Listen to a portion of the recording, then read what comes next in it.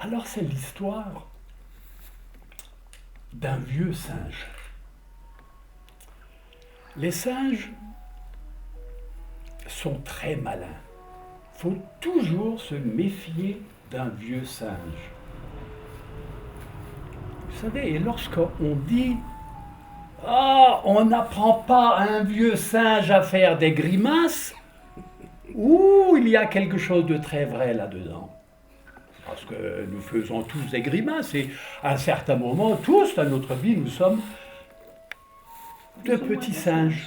Mais l'histoire que je vais vous raconter du singe que je connais, alors celui-là, il était vraiment très malin. C'était le roi des singes. Le roi des singes. Parce qu'à l'époque, évidemment, que je vous raconte, les singes vivaient en royauté. Ils avaient un roi, mais uniquement celui qui faisait les grimaces les plus extraordinaires. Celui-là devenait roi. Ils se réunissaient et ils décidaient, tous les 5 ans, c'est un peu comme les maires aujourd'hui. Ils font le singe aussi dans les villages. Mais là, alors là, on se réunissait, on se disait, tiens, il y en a peut-être un qui fait encore plus de grimaces que l'autre. Et alors on le choisissait de nouveau pour être le nouveau maire. Non, pardon, excusez-moi, pour être le nouveau singe. Et alors ça changeait. Mais l'histoire du singe que je vais vous raconter, ce singe-là se disait, moi, je suis élu pour longtemps, et là, je ne crains strictement personne. Il avait tort. Il faut toujours se méfier. Et un beau matin, le singe arrive, comme d'habitude, dans son beau palais, et il voulait s'asseoir sur son trône. Et il voulait faire le singe. C'est-à-dire, les gens venaient, se plaignaient, ils avaient toujours quelque chose à raconter, et ils rendaient la justice. Comme les rois singes. Et voilà qu'un beau matin, en arrivant chez lui, il y avait un jeune singe sur son trône. Il était effrayé. Il pensait que parce qu'il avait encore quelques petits muscles, il pensait que jamais personne n'oserait se mettre à sa place. Il s'était trompé. Et là, se dit le singe dans sa tête, moi, je ne veux pas me bagarrer.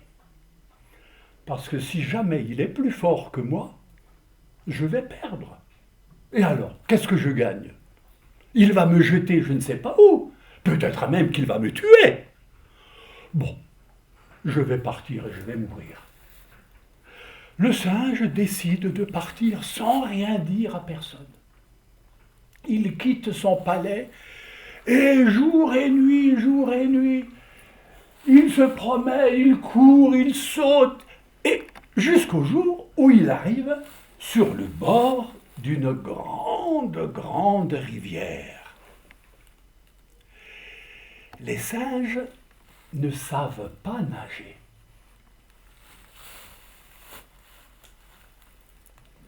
Qu'est-ce qu'il fallait faire ? Oh, se dit le singe, de toute façon, j'ai décidé de mourir, eh bien c'est là que je vais mourir. Mais le singe, quand même, ils aiment aussi le confort. Ils voulaient mourir confortablement. Il y avait justement sur le bord de l'eau un arbre, avec beaucoup de feuillage, et il se dit, je vais mourir sous cet arbre-là. Et il s'avance et se couche sur le dos,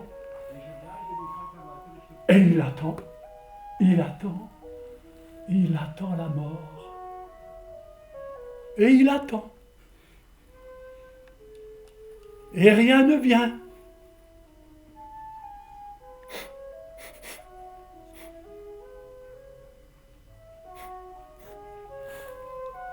Oh, mais qu'est-ce que c'est cette odeur? Mais j'ai jamais senti cela. Il ouvre ses yeux de singe. Il ne s'était pas aperçu qu'il s'était couché sous un figuier. Le singe, en ouvrant les yeux, fut ébahi de voir ces figues qui descendaient de l'arbre. Oh, des figues comme elles étaient belles, juteuses, sucrées. Elles étaient violettes, elles étaient jaunes, il avait des rouges, oh, des vertes même. Oh, il avait évidemment entendu parler de figues, mais il n'avait mangé que des bananes. Car les singes mangent des bananes, mais des figues, il ne pouvait pas s'imaginer des figues. Il n'en avait jamais vu. Oh, il se disait, mais quelle chance j'ai de mourir. Oh, j'oublie mon trône, j'oublie mon palais, mais c'est très bien, je vais manger des figues, je vais mourir. Et alors là, il détache une figue. Oh, le sucre et le jus lui coulaient le long de la barbe. Il avait la bouche pleine. Oh, qu'est-ce qu'elles étaient bonnes, ces figues. C'était bien mieux que du miel, bien mieux que du sucre. C'était des figues. Et le singe, dès qu'il en avait mangé une, hop, il en prend une autre. Et hop, qu'elles étaient bonnes, qu'elles étaient bonnes. Ah, il en prend une troisième. Oh, elle était encore meilleure que les deux autres. Oh là là, je dis, moi je vais me remplir le ventre. Je vais me remplir le ventre de figues avant de mourir. Et le singe, tout calmement, mangeait des figues. Il mangeait des figues. Je ne vous dis pas combien il en mangeait. Et au moment où il avait quand même déjà le ventre bien plein, il en prend encore une, mais là il commençait déjà à fatiguer tellement il en avait mangé. Ah, il y a une figue qui lui échappe des mains et elle tombe dans l'eau. Évidemment, l'arbre était au-dessus de l'eau. La figue fait plouf. Il regarde et il voit à l'endroit où la figue était tombée dans l'eau. Qu'est-ce qu'il voit? Un cercle. Il voit un cercle qui grandit autour de la figue. Un cercle, qui grandit, qui grandit, qui grandit. Et hop, lorsque le cercle touchait l'autre bord du fleuve, hop, oh, quelle chose bizarre! Le cercle se refermait. Le cercle se refermait jusqu'au moment où il n'y avait plus rien. Le singe, qui était un animal très intelligent, se dit « Ceci est très bizarre. Il faut que je fasse une expérience. Je vais jeter dans l'eau une autre figue. » Il était très intelligent. Il prend une figue, il la jette dans l'eau, et la figue fait plouf. Et le cercle commence à s'élargir. Le cercle s'élargit, il s'élargit, il s'élargit. Et le singe était là. Ah, qu'est-ce que c'est que ça? Hop. Et dès que le cercle avait touché le bord du fleuve, hop, le cercle de nouveau se refermait. Mais c'était très bizarre, ça. Il n'avait jamais vu de sa vie un phénomène pareil.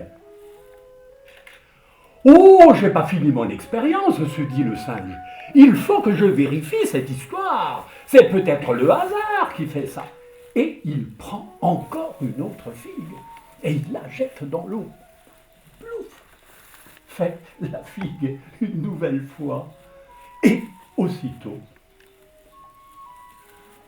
le cercle se met de nouveau à grandir.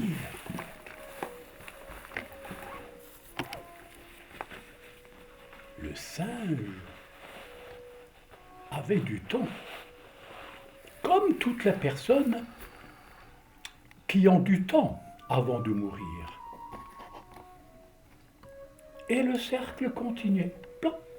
Il butait contre le rivage et hop, le cercle se refermait.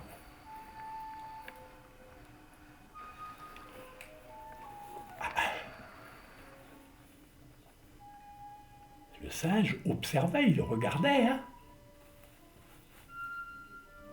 Il regardait et il dit, oh là là, je sens, ça va disparaître. Et voilà. Avant même qu'il ait fini sa phrase, le cercle avait disparu. Et le singe se dit, ça, c'est pas normal. Comment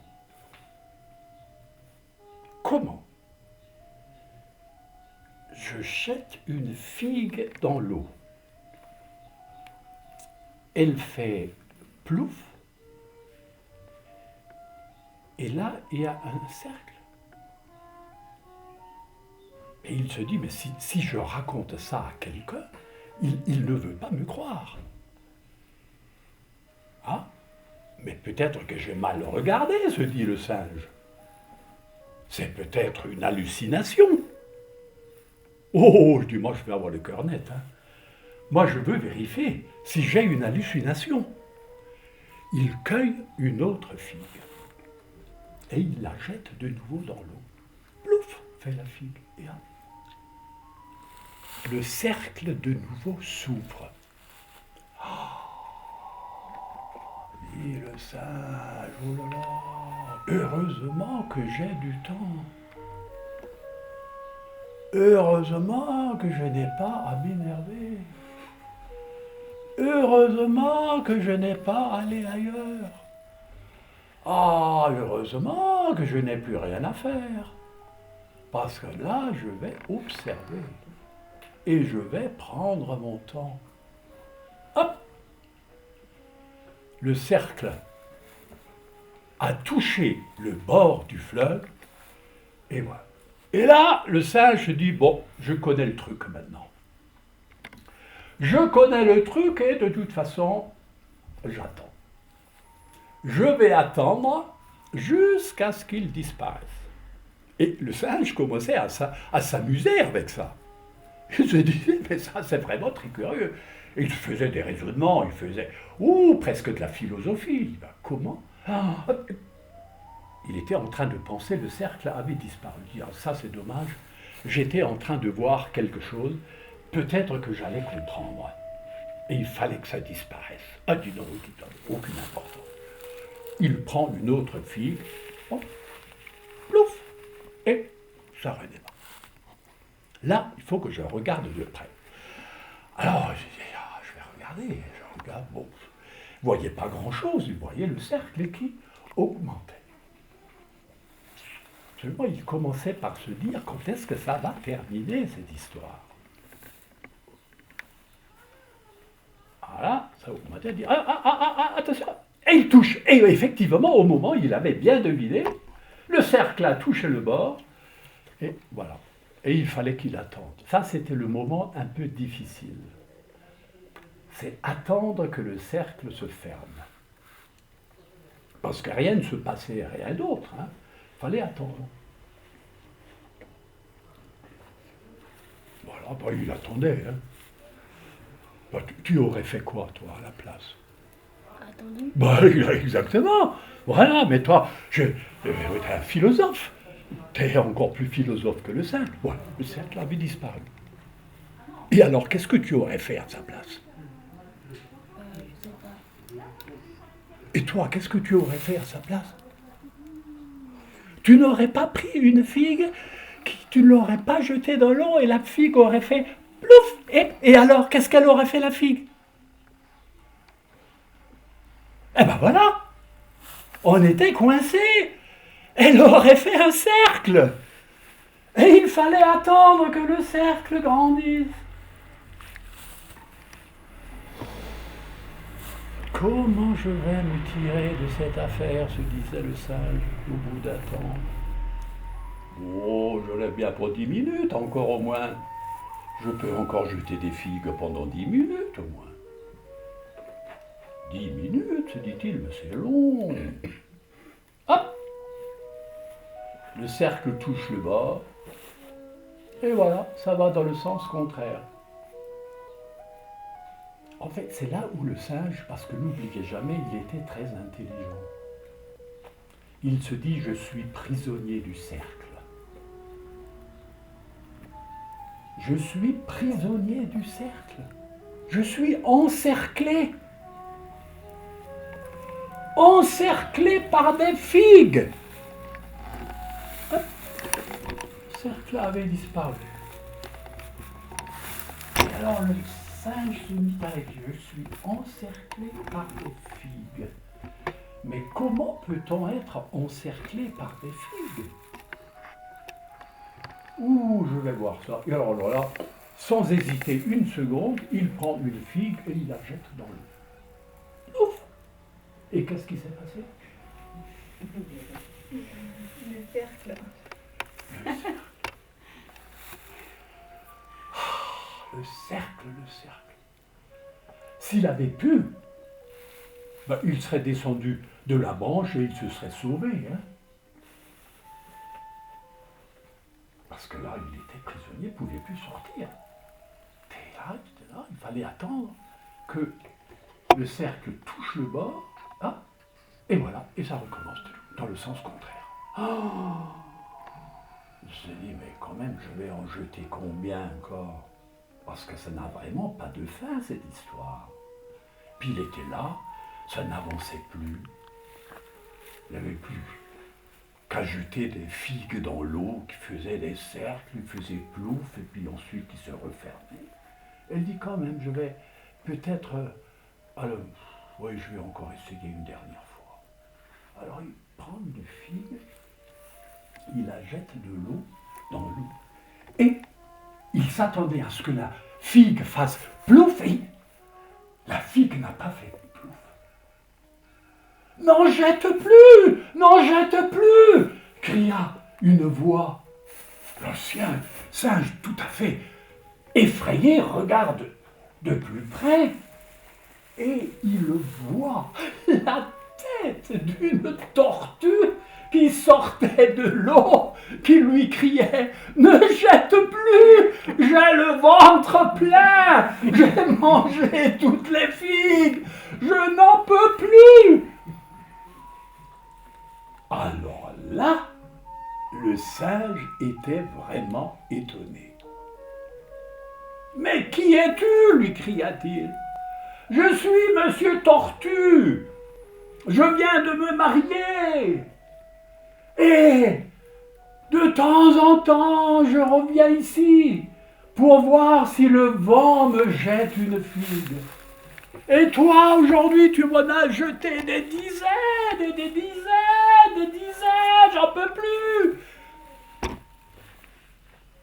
« Oh, qu'à cela le tienne, dit le singe. Ben, tu peux revenir tous les jours et je te jetterai autant de figues que tu veux. »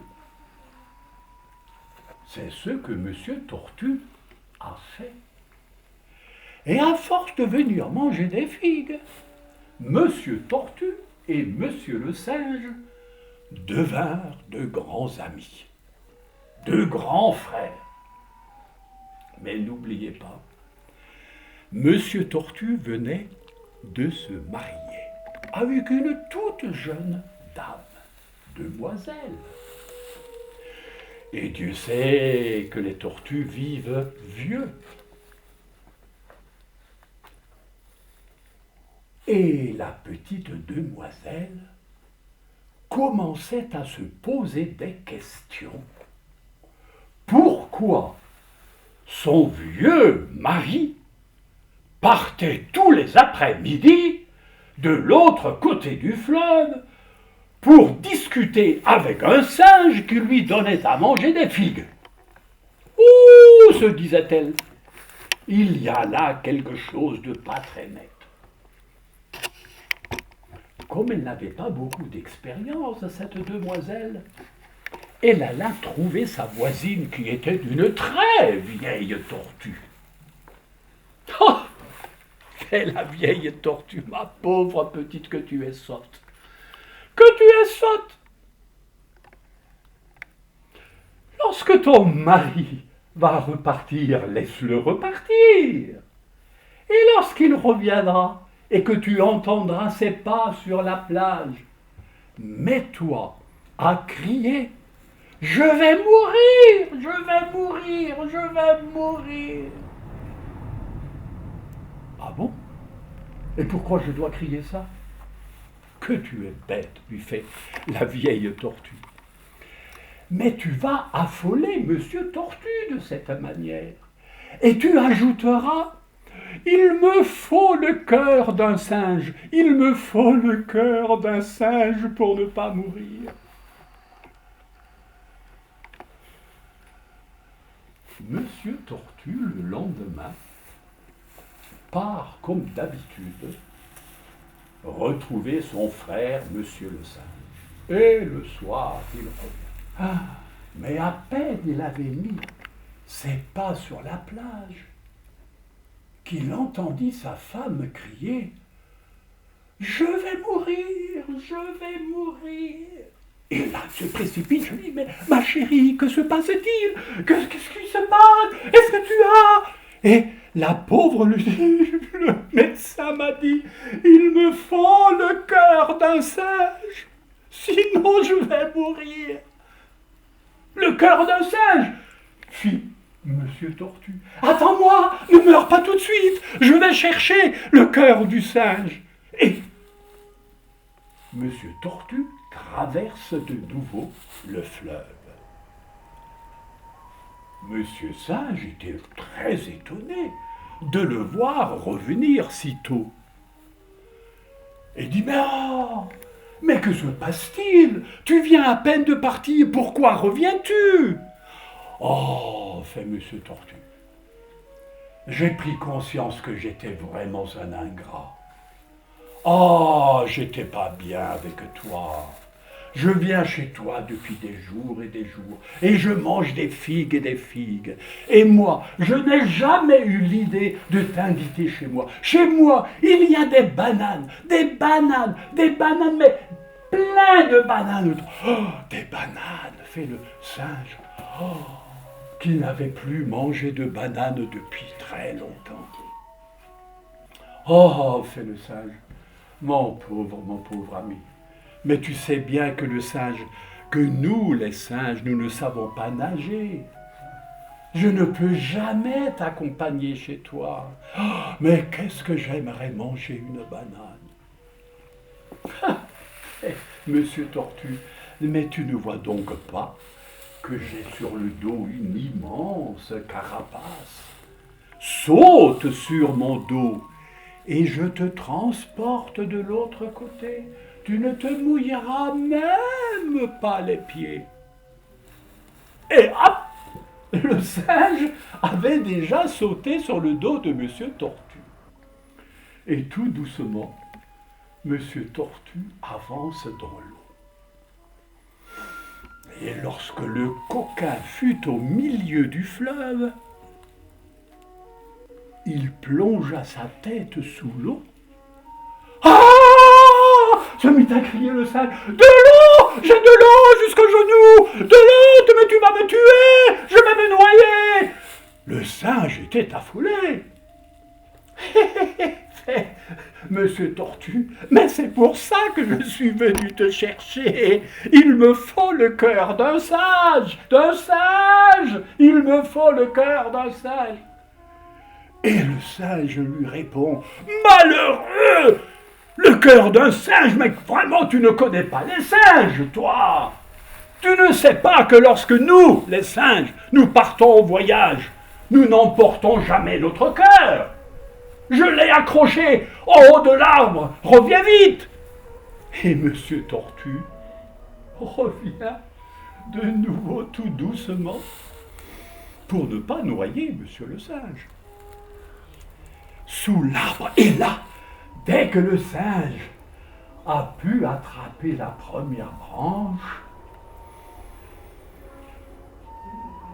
il se réfugia sur la branche la plus haute de l'arbre. Et là, il reprenait sa respiration. Et Monsieur Tortue attendait.